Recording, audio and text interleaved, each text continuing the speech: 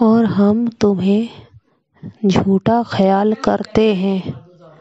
انہوں نے کہا کہ بھائیوں، مجھ میں بے وقوفی کی کوئی بات نہیں ہے، بلکہ میں رب العالمین کا پیغمبر ہوں۔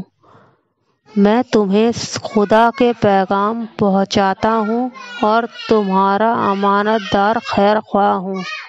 کیا تم کو اس بات سے تعجب ہوا ہے کہ تم میں سے ایک شخص کے ہاتھ تمہارے پروردگار کی طرف سے تمہارے پاس نصیحت آئی تاکہ وہ تمہیں ڈرائے؟ اور یاد تو کرو جب اس نے تم کو نوح کی قوم کے بعد سردار بنایا اور تمہیں پھیلاؤ زیادہ دیا، بس خدا کی نعمتوں کو یاد کرو تاکہ نجات حاصل کرو۔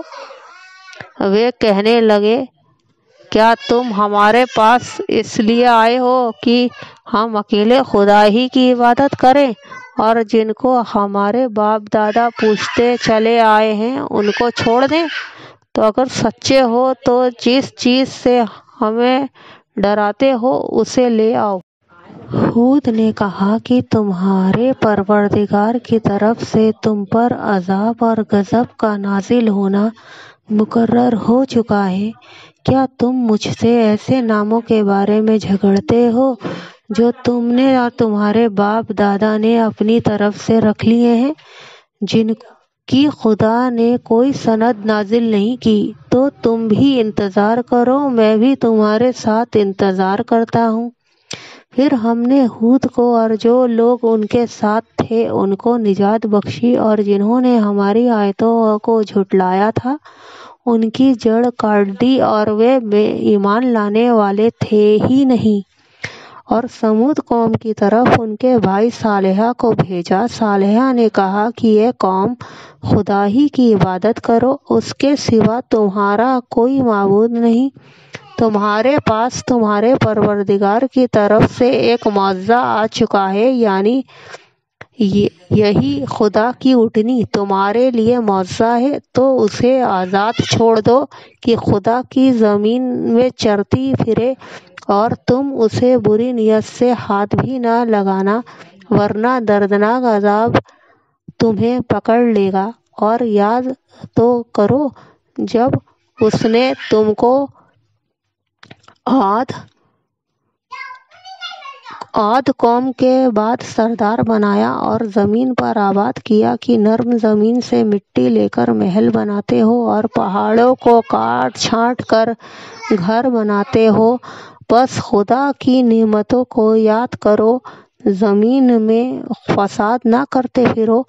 تو ان کی قوم میں سردار لوگ جو گھمنڈ رکھتے تھے، غریب لوگوں سے جو ان میں سے ایمان لے آئے تھے، کہنے لگے، بھلا تم یقین کرتے ہو کہ صالح اپنے پروردگار کی طرف سے بھیجے گئے ہیں؟ انہوں نے کہا، ہاں، جو چیز وہ دے کر بھیجے گئے ہیں ہم اس پر بلا شبہ ایمان رکھتے ہیں۔ تو گھمنڈی سردار کہنے لگے کہ جس چیز پر تم ایمان لائے ہو ہم تو اس کو نہیں مانتے۔ آخر انہوں نے اونٹنی کی کونچوں کو کاٹ ڈالا اور اپنے پروردگار کے حکم سے سرکشی کی، اور کہنے لگے کہ صالح، جس چیز سے تم ہمیں ڈراتے تھے، اگر تم خدا کے پیغمبر ہو تو اسے ہم پر لے آؤ۔ تو ان کو بھوچال نے آ پکڑا اور وہ اپنے گھروں میں اوندھے پڑے رہ گئے۔ پھر صالح ان سے نا امید ہو کر پھرے اور کہا کہ اے میری قوم، میں نے تم کو خدا کا پیغام پہنچا دیا اور تمہاری خیر خواہی کی، مگر تم ایسے ہو کہ خیر خواہوں کو دوست ہی نہیں رکھتے۔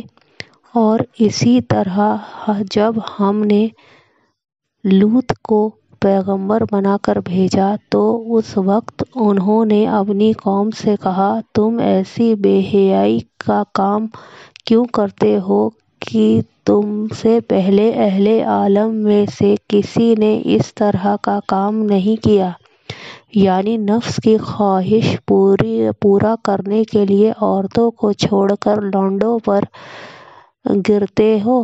حقیقت یہ ہے کہ تم لوگ حد سے نکل جانے والے ہو۔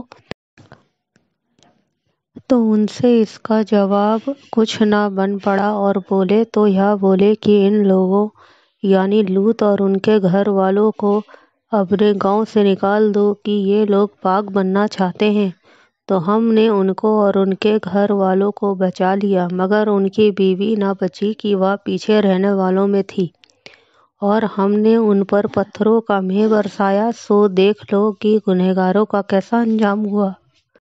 اور مدین کی طرف ان کے بھائی شعیب کو بھیجا تو انہوں نے کہا کہ یہ قوم خدا ہی کی عبادت کرو، اس کے سوا تمہارا کوئی معبود نہیں۔ تمہارے پاس تمہارے پروردگار کی طرف سے نشانی آ چکی ہے، تو تم ناپ اور تول پوری کیا کرو اور لوگوں کو چیزیں کم نہ دیا کرو اور زمین میں سدھار کے ساتھ خرابی نہ کرو۔ اگر تم ایمان والے ہو تو سمجھ لو کہ یہ بات تمہارے حق میں بہتر ہے، اور ہر راستے پر مت بیٹھا کرو کہ جو شخص خدا پر ایمان لاتا ہے اسے تم ڈراتے اور خدا کی راہ سے روکتے اور اس میں ٹیڑھ ڈھونڈتے ہو۔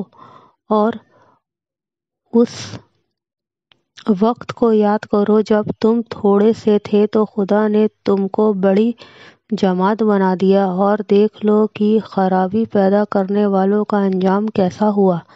اور اگر تم میں سے ایک جماعت میری رسالت پر ایمان لے آئی ہے اور ایک جماعت ایمان نہیں لائی تو صبر کیے رہو یہاں تک کہ خدا تمہارے درمیان فیصلہ کر دے، اور وہ سب سے بہتر فیصلہ کرنے والا ہے۔